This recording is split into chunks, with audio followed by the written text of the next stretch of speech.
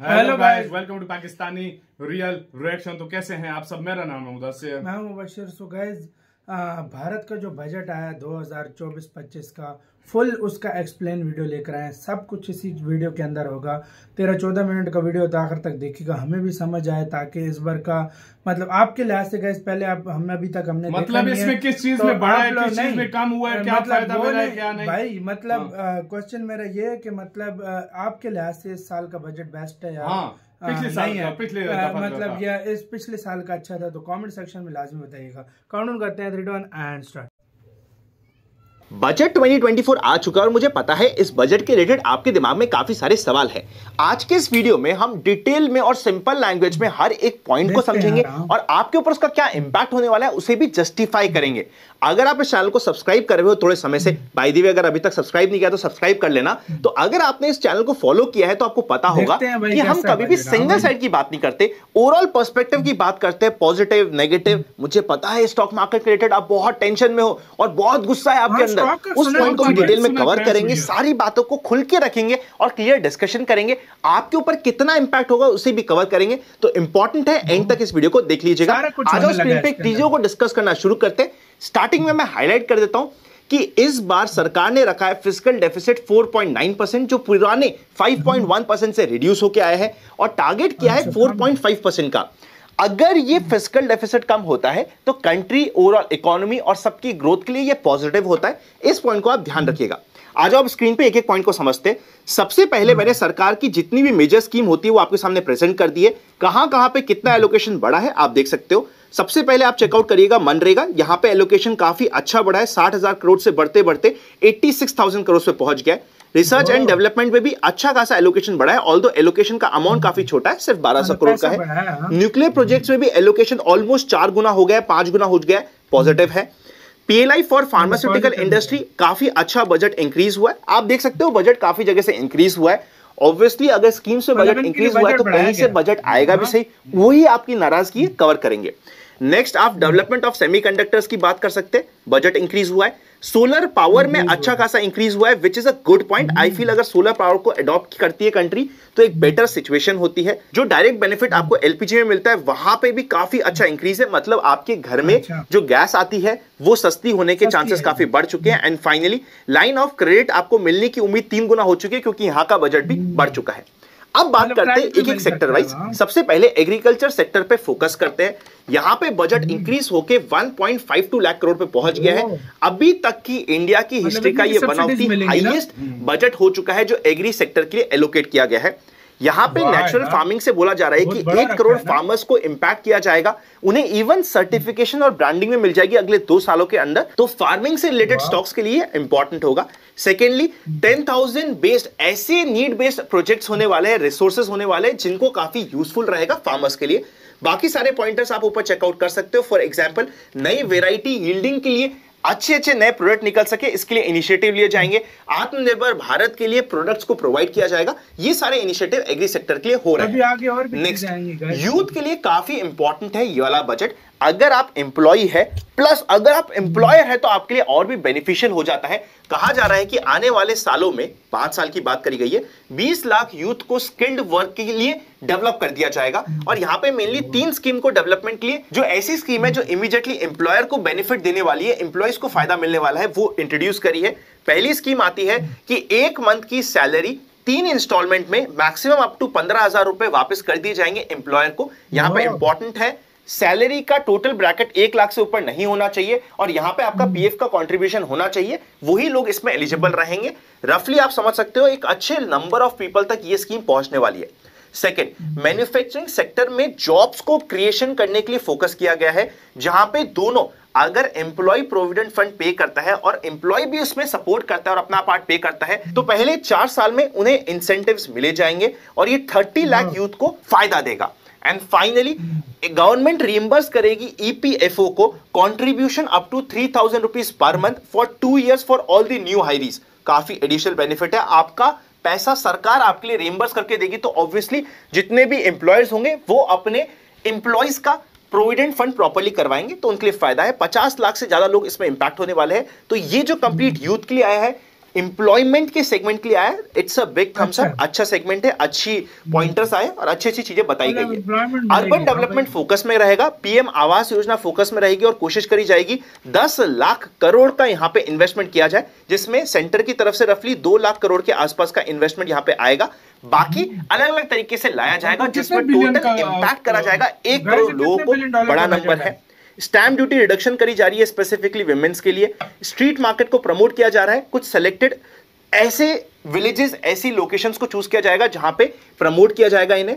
Transit oriented development किया जाएगा, रफली 14 लार्ज सिटीज को यहां पे स्टार्टिंग में टारगेट किया जाएगा इस डेवलपमेंट के लिए। वाटर मैनेजमेंट को इंप्रूव करने के लिए पहली 100 बड़ी सिटीज पे फोकस करके यहां पे प्रोजेक्ट्स को डेवलप किया जाएगा। इंफ्रा के रिलेटेड बात करते हैं। बाय द वे, अगर आपको ये समरी पसंद आ रही है, वीडियो पसंद आ रहा है, तो वीडियो को लाइक कर देना। डीमैट अकाउंट अगर अभी तक आपके पास इन्वेस्टमेंट करने के लिए नहीं है तो डिस्क्रिप्शन में आपको डीमैट अकाउंट ओपन लिंक्स मिल जाएंगे। म्यूचुअल फंड्स में हमारी टीम के साथ इन्वेस्ट करना है तो उसका भी फॉर्म आपको डिस्क्रिप्शन में मिल जाएगा। यहां पे मेजर इंक्रीज नहीं हुआ है प्रोविजन का, जो इंफ्रा के बजट का था 11,11,111 करोड़ रुपए का यहां पे इंफ्रा का बजट रहा है, जो 3.4% ऑफ द जीडीपी है। अच्छा अमाउंट है। अभी अमाउंट अच्छा क्यों है मैं क्यों बताता हूं। आपको हमेशा कंपेयर करना चाहिए यूएस से। यूएस में कितना इंफ्रा का बजट होता है, उसी के बराबर जीडीपी का परसेंटेज का इंडिया में भी बजट होने लग गया है, which is a big thumbs up. अच्छा फिगर है। ऑल्दो आई वाज एक्सपेक्टिंग कि इसे 12 लाख करोड़ तक ये ले जाएंगे, पर नहीं लेके गए। ठीक है, मतलब आप कह सकते हो कि बहुत पॉजिटिव नहीं है तो नेगेटिव भी नहीं है, बिकॉज इन्होंने अपने पुराने फिगर को मेंटेन किया है। 1.5 लाख करोड़ स्टेट को दिए जाएंगे long term interest free support के लिए अपने रिसोर्स के एलोकेशन के रूप में, which is positive. Plus 25,000 rural habitations, ऐसी लोकेशंस जहां पे अभी प्रॉपर रोड कनेक्टिविटी नहीं है, उन्हें कनेक्ट किया जाएगा। बाकी सारे भी डेवलपमेंट किए जा रहे हैं, टूरिज्म से रिलेटेड कुछ टेंपल्स बनाए जा रहे हैं, कुछ टेंपल कॉरिडोर्स बनाए जा रहे हैं। तो ये सारे डेवलपमेंट ऑब्वियसली लॉन्ग टर्म में इंफ्रा स्टोरी में इंडिया में हेल्प करती है। नालंदा यूनिवर्सिटी को एक प्रॉपर टूरिस्ट स्पॉट बनाया जाएगा जहां पे काफी सारे टूरिस्ट एक्सपेक्टेड है, जिससे इनकम बढ़ेगी। ये पॉइंटर्स आपके लिए आ चुके हैं। नेक्स्ट, टैक्सेशन को सिंप्लीफाई किया जा रहा है। जितना आपके समय होता था कि यार अथॉरिटी आपके लिए टैक्स की फाइल वापस से खोल देगी और आपकी टैक्स की डिमांड निकाल देगी, उसे कम किया गया, विच इज पॉजिटिव। प्लस यहां पे चेंज किया गया है कस्टम ड्यूटी में। देखिए, अभी मैं आपके पॉजिटिव की बात कर रहा हूं, ढंग से बात करेंगे, पॉजिटिव को भी नेगेटिव को भी मैं इतनी शिद्दत से कवर करूंगा, इस वीडियो को पूरा देखो, आप समझ जाओगे। 3 साल से ऊपर अगर कोई कैंसर की मेडिसिन ट्रीटमेंट हो रही है तो उसमें कस्टम ड्यूटी फ्री हो चुका है। यहां पे और भी इवन मोबाइल फोन में 15% से रिडक्शन किया गया है टैक्स की ड्यूटीज का, मोबाइल इंडस्ट्री के लिए पॉजिटिव है। रिडक्शन किया गया है कस्टम ड्यूटी का गोल्ड और सिल्वर पे, जो 6% के आसपास लिया है, 15% से 15% हुआ करता था, जो डोमेस्टिक गोल्ड और सिल्वर के इन्वेस्टमेंट को प्रमोट करेगी। ऑल्दो मैं ये नहीं समझता कि बहुत ज्यादा लोग इसकी वजह से गोल्ड और सिल्वर में इन्वेस्ट करने लग जाएंगे, पर यस, ये एक पॉजिटिव पॉइंट है। इसी तरीके से बाकी सारी जगह पे भी थोड़ा थोड़ा कैपिटल का रिडक्शन, कैपिटल का इन्फ्यूजन बढ़ाया गया है टैक्स को रिड्यूस करके। नेक्स्ट, सबसे बड़ी प्रॉब्लम आज के बजट में थी कि स्टॉक मार्केट के कंप्लीटली अगेंस्ट था ये budget. Short term capital gain, मतलब आपने सपोज करते ट्रेडिंग करी स्टॉक्स में स्विंग ट्रेडिंग, पोजिशनल ट्रेडिंग करी, अभी तक आपको 1 साल के नीचे की होल्डिंग में रफली देना पड़ता था 15% का टैक्स, अब वो बढ़ा के 20% का टैक्स हो गया है। 1 साल के ऊपर के एसेट्स, चाहे वो म्यूचुअल फंड हो, स्टॉक्स हो, 12.5% का टैक्स हो गया है।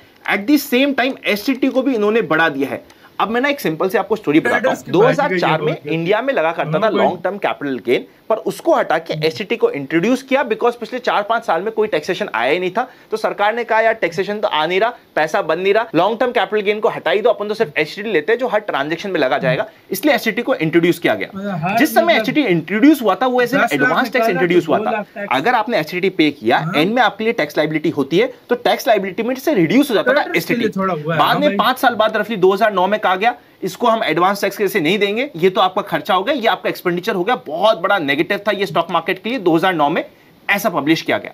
फिर 2018 में वापस से कैपिटल गेन को इंट्रोड्यूस किया गया और कैपिटल गेन टैक्सेशन को लाया गया।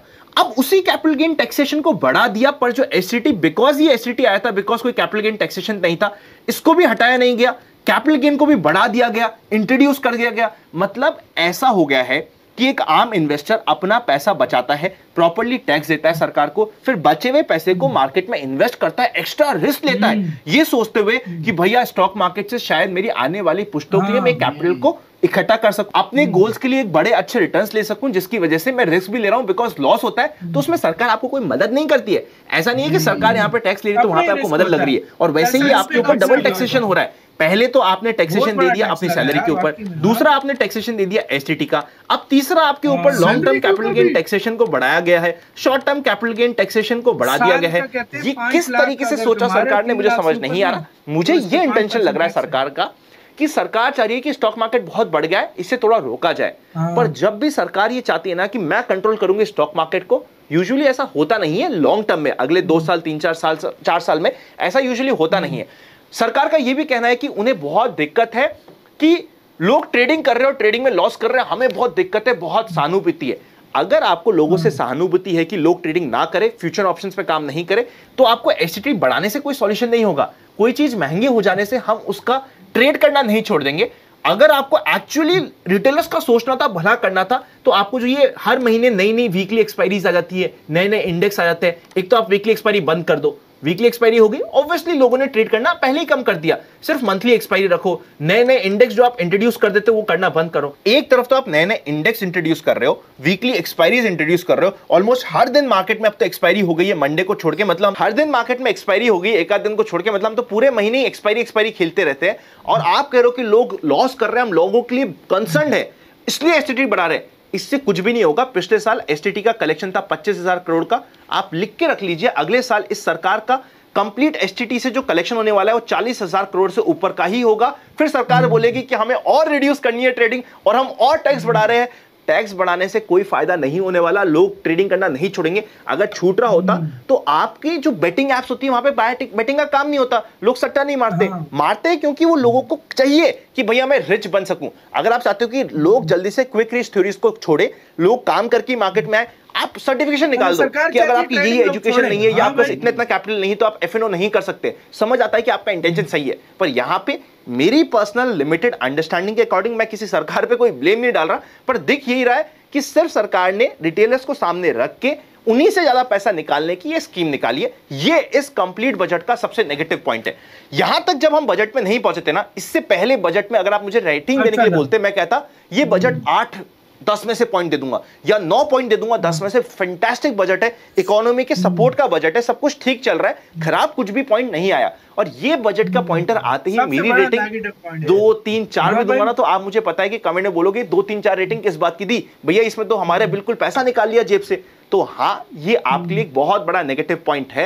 हर एक इन्वेस्टर के ऊपर इसका इंपैक्ट पड़ेगा, हर एक ट्रेडर के ऊपर इसका बहुत इंपैक्ट पड़ेगा और आपकी जेब से पैसा यहाँ पे निकलने वाला है। ऑल्दो थोड़ा सा एक आपको बोला ना कि एक थप्पड़ मार के थोड़ी सी टॉफी दे दी कि भैया चल 1 लाख की लिमिट को बढ़ा के 1.5 लाख की बना दी हमने। Long term capital gain taxation हर साल 1.25 लाख रुपए का, 1.5 लाख भी नहीं 1.25 लाख रुपए का आपको एग्जाम्प्ट होता रहेगा। एंजल टैक्स हटा दिया गया, एंजल इन्वेस्टर्स के लिए बहुत अच्छा है, पर एट द सेम टाइम आपकी बायबैक की इनकम के ऊपर टैक्स इंट्रोड्यूस कर दिया, अगेन नेगेटिव है।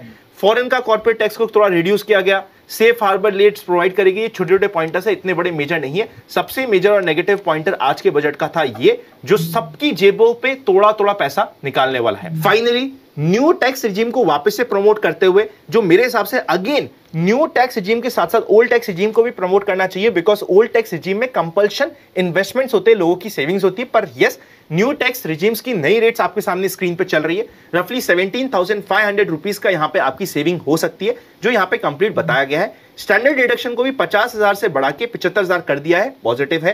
फैमिली पेंशन को भी बढ़ा के 15,000 से 25,000 कर दिया है, पॉजिटिव है। ओवरऑल बजट में सबसे इंपॉर्टेंट नेगेटिव इंपैक्ट पड़ने वाला है स्टॉक मार्केट के पार्टिसिपेंट्स के ऊपर।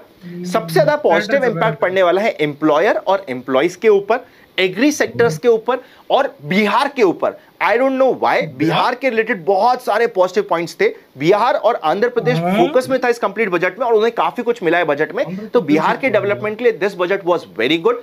स्टॉक मार्केट के पर्सपेक्टिव में मार्केट चाह रही है कि स्टॉक मार्केट टूटे, पर मेरे हिसाब से जब कोई चाहता है एक्सटर्नल पार्टी की भाई मार्केट बहुत बड़ा क्रैश होना चाहिए या टूटना चाहिए, वैसा होता नहीं है। पर यस, हमारी जेबों से पैसा यहां पे निकलने वाला है। आप 10 में से कितना रेटिंग दोगे इस बजट को, मुझे कमेंट करके कमेंट में यार गाइस बताना प्लीज यार। यार आप लोग बताओ यार, आपकी नजर में यार ये बजट कैसा रहा है यार? बाकी शुरू पे सारा सब कुछ अच्छा लग रहा था, आखिर पे थोड़ा सा हुआ है, ट्रेडर्स का काम खराब हुआ है क्योंकि बहुत लोग क्योंकि इंडिया में मैंने देखा है बहुत से ट्रेडर्स बहुत ज्यादा ट्रेडर्स हैं यार। थोड़े हैं फिर भी बात होती है। हर बंदा आजकल ट्रेडिंग करके अमीर होने की कोशिश करता है और बहुत सारे लोग अमीर हुए हैं वाकई। और भाई साहब ये अब अच्छा तनख्वाह वगैरह भी बढ़ी है ना, तनख्वाहें बढ़ी है ना भाई साहब, शुक्र है मुंह में कुछ कह नहीं है भाई। यकीन करो तनख्वाहें पेंशन ये सब कुछ बढ़ा है। अच्छा एग्रीकल्चर का फायदा हुआ है, इंफ्रास्ट्रक्चर का। यार एक और बात बताओ, जीएसटी वगैरह पे तो इजाफी नहीं हुआ और इस दफा डिफेंस बजट कितना है और रेलवे का बजट टोटली बजट कितना कितने का बजट है यार। और आप बिहार को बहुत कुछ दिया, बिहार और आंध्र प्रदेश का भी सुना बहुत कुछ दिया है उनको। तो यार कैसा आपकी लिहाज से क्या पॉजिटिव है नेगेटिव है कमेंट में बताना यार, क्योंकि करना आपको ज्यादा पता है। हमें तो इस बार सही रगड़ा था, हमें भी इस बजट में पाकिस्तान में। हाँ मोबाइल सस्ते हो गए तो हमारे मोबाइल भी इधर मोबाइल में हमारा हर चीज महंगा हुआ है। तो यार आपको इसका कहना अपने कमेंट सेक्शन में बहुत ज्यादा रखना तो यार भाई।